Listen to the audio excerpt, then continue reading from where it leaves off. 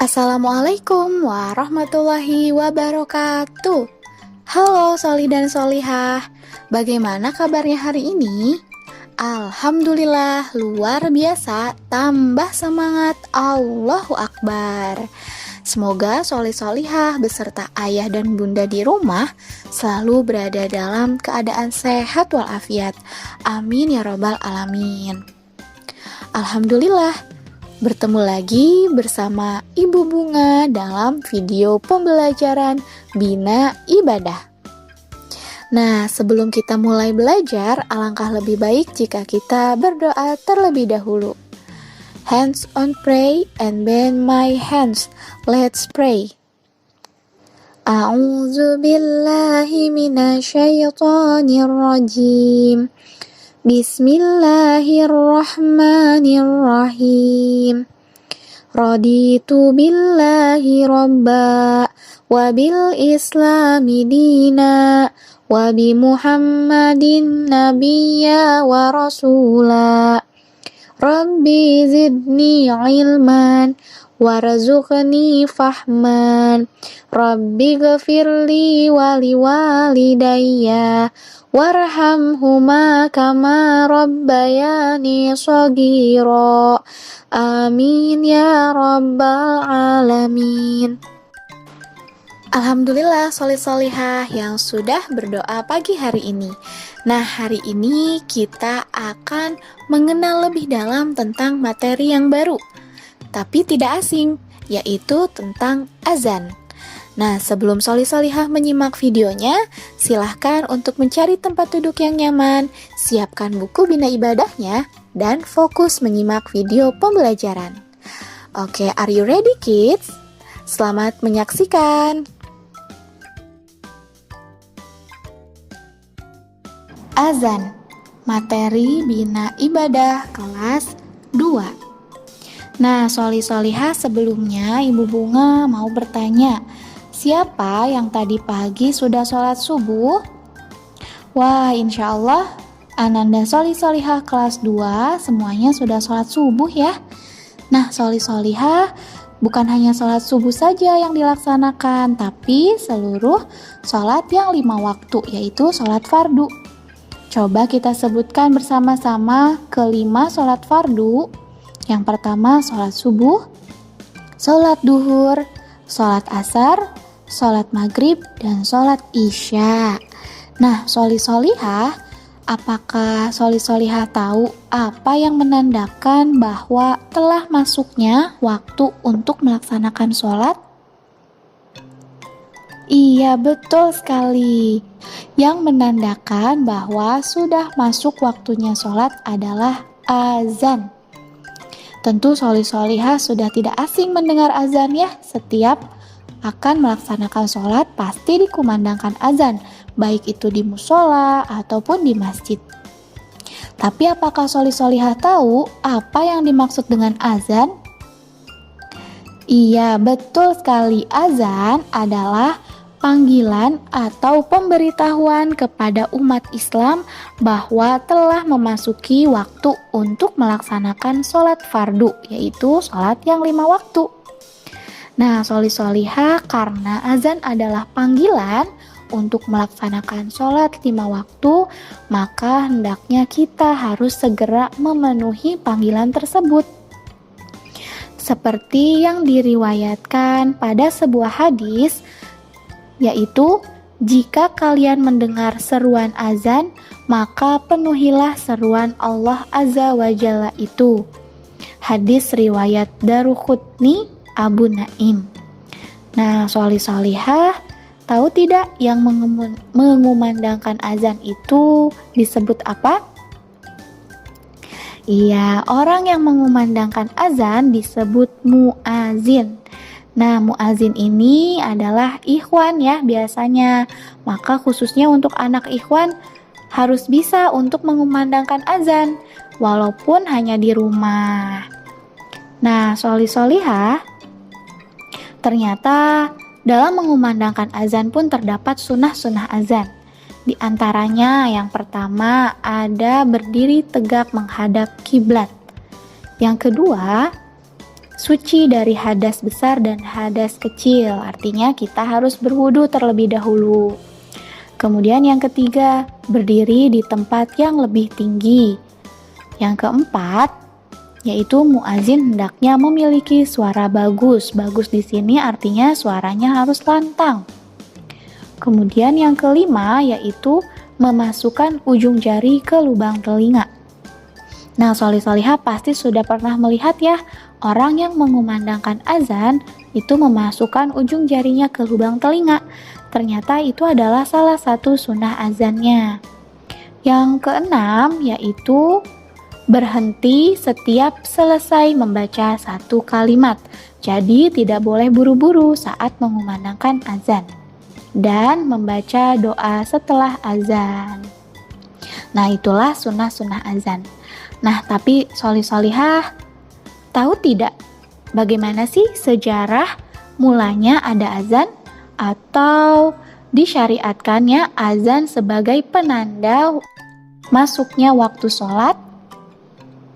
Nah, siapa yang sudah tahu? Oke, sekarang kita simak bersama-sama ya sejarah azan. Simak dengan baik videonya ya, Sholi dan Sholihah.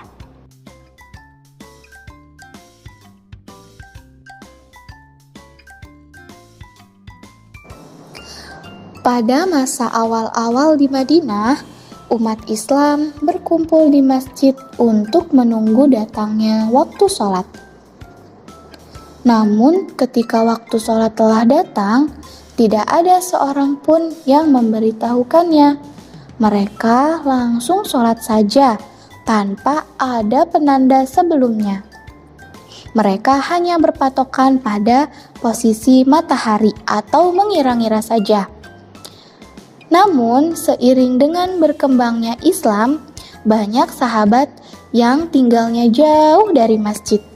Sebagian lainnya memiliki kesibukan yang bertambah, hingga membuatnya tidak bisa menunggu waktu sholat di masjid.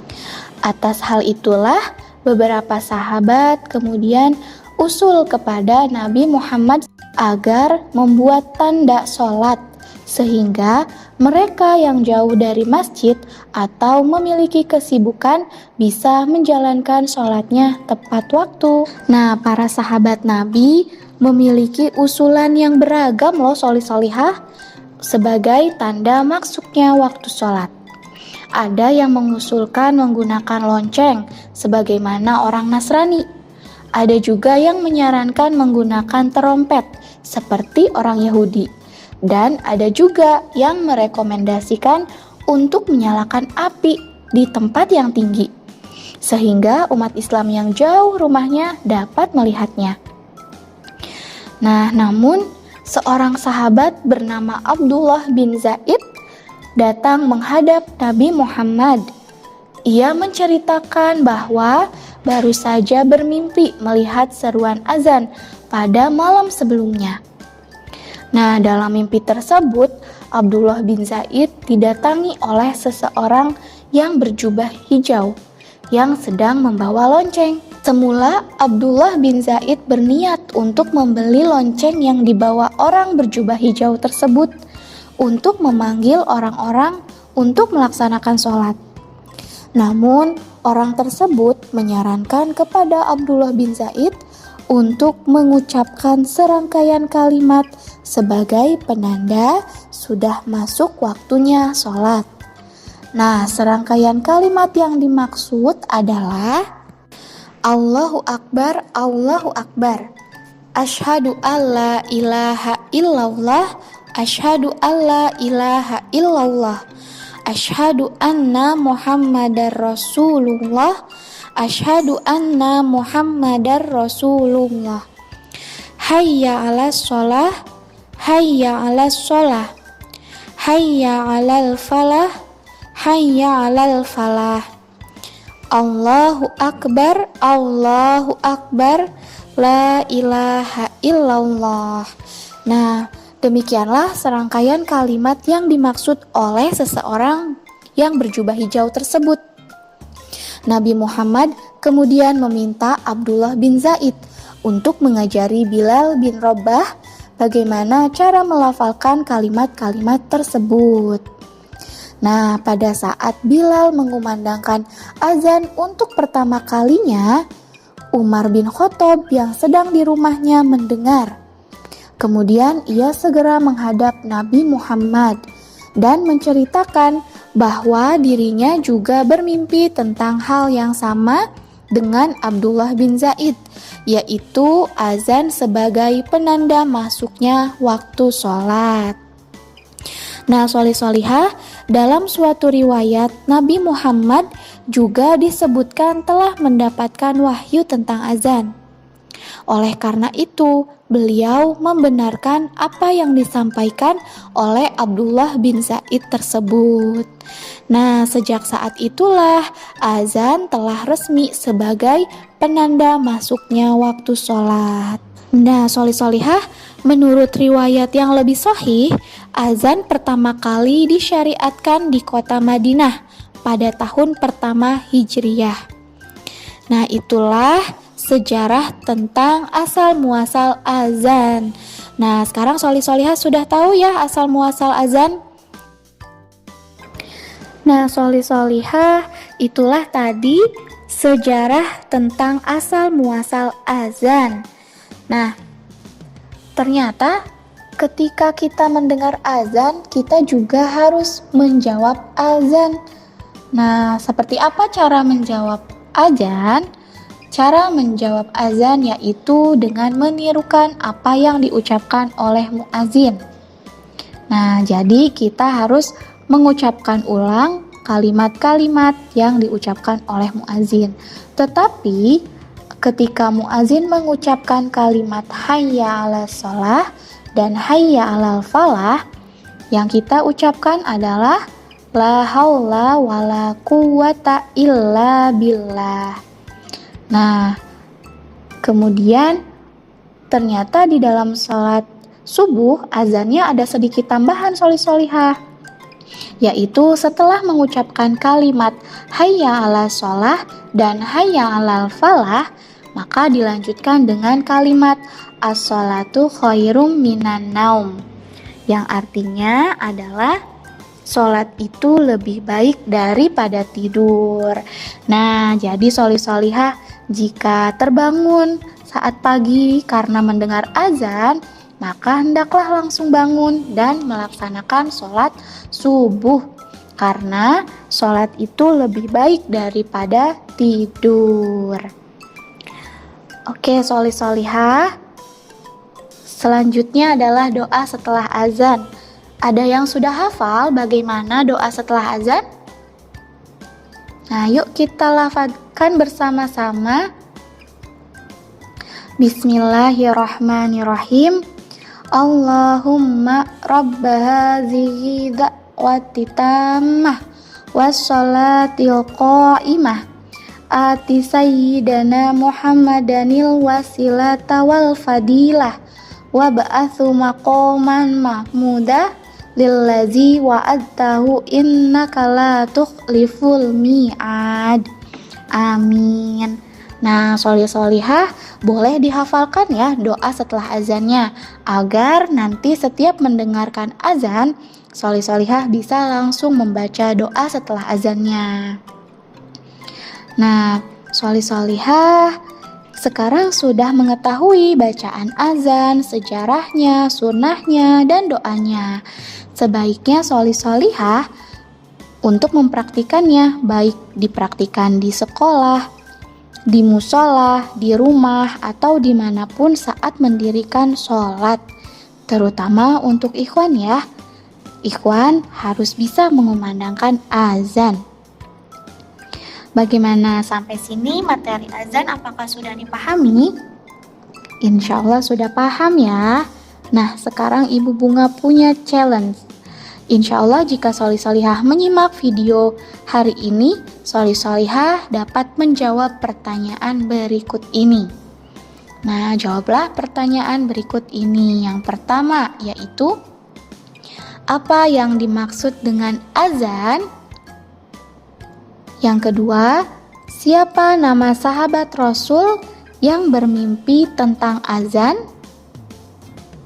Yang ketiga, apa arti dari kalimat as-sholatu khairum minan naum?